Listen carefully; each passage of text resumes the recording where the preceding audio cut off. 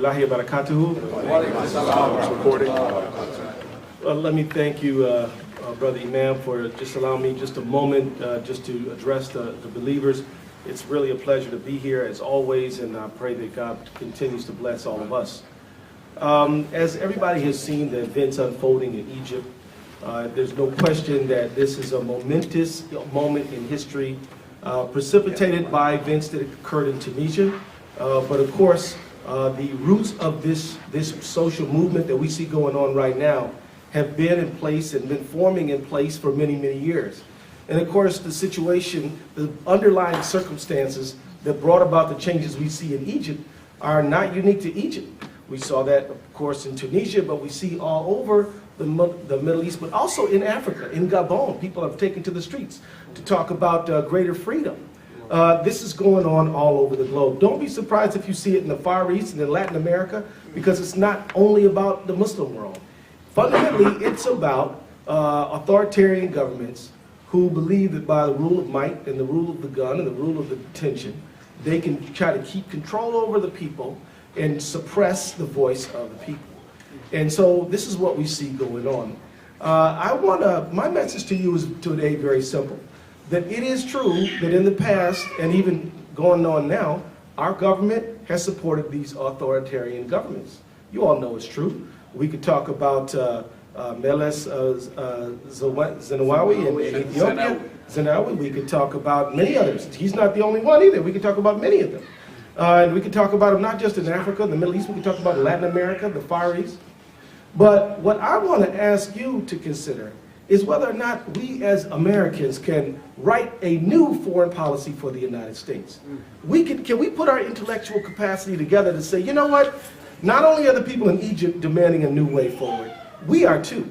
We're demanding that our government apply the same democratic principles that we insist upon in the United States for people around the world. Not that we make other governments do democracy, but that we allow the people of these countries to live as they choose to live and to have a voice in who governs them, to have a voice in who rules them, to be able to speak their mind without risking going to jail, to be able to stand up and say their own truth without worrying about who's going to knock on their door late at night.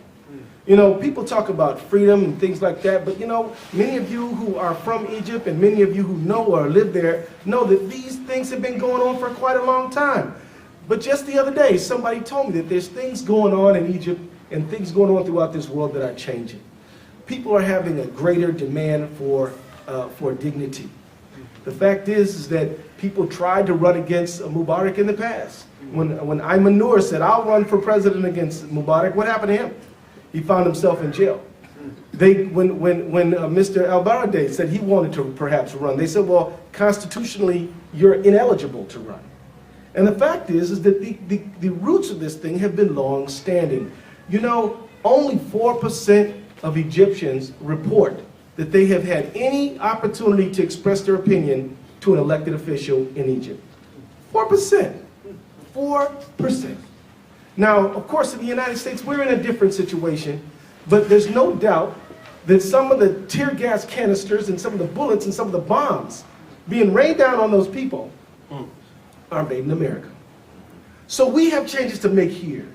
We have to reform our government. We have to take, I know some of you were not born in the United States, but you're either a legal resident of America or you are a citizen of America. That means this is your country, and that we have a duty, obligation, responsibility to shape our country's foreign policy in a way that reflects our values. And you know what, brothers and sisters, it hasn't been happening. Not nearly enough. So today, let us stand together and say, we are going to offer our voices to say that if we insist on free and fair elections in America, then we expect our government to help countries have them in other places. That we're not going to have the instrumentality of oppression be stamped with made in America anymore. I am going to, when I return to Congress, inshallah, say that we should not be delivering all this military aid to Egypt or any of these dictatorships anymore. We need to change the game. We need to say that, you know, you can't eat a bullet or a bomb or a tear gas canister, but the people in Egypt have 46% unemployment among the youth. So we're willing to fund their oppression, but we're not willing to fund their employment? We've got to do something about this, brothers and sisters. And I don't want us to think that our only role in this thing is to watch it unfold on CNN. We are on the opposite end of the coin. They may be on the receiving end, but we're on the other side of the coin. We have an important, fundamental role to play to demand justice in our own country. We are citizens of a country that prides itself on democracy, but we know it wasn't always that way. No. There are people in this room right now who are old enough to remember signs that said whites only, right? Mm-hmm. And yet people came together and said no more, right? Mm-hmm. So how can we, who have gone through a freedom movement, a democracy movement in our own countries, not do all we can to see that those blessings be conferred to people around the world? Sure. Let's take this as a moment for us too, as we celebrate and say congratulations to the people of Egypt for standing up. Let's not only demand that our government play a constructive role in allowing the people's voice to be heard by saying that Mr. Mubarak, you must go. Let's also say that this is one case that actually reflects a whole general policy of ours. Yeah. And let's finally say too that there are certain things that we need to challenge. If somebody says, well, aren't we worried that if the people of Egypt get to pick their own leaders, maybe they'll pick somebody we don't like? Well, the very idea of democracy is the people pick who the people want. And if they don't like them, they get rid of them, just like we get to do. So don't let anybody confuse you. They keep on throwing out Muslim Brotherhood. Anybody heard this? Well, you know what? That Muslim Brotherhood, if they had, according to the pollsters, if there was an election today, they wouldn't get any more than about 20% of the vote. But that's actually irrelevant, isn't it? The real point is the Egyptians get to have the leaders that they want to have. Exactly. Right? Yes. And we don't have a Mubarak policy, we have an Egyptian policy. Right? We deal with the institutions of Egypt or any country in the world, not the personalities who we think are going to make sure that we get low commodity prices and a steady flow of oil, cotton, whatever you name, fill in the blank. Right?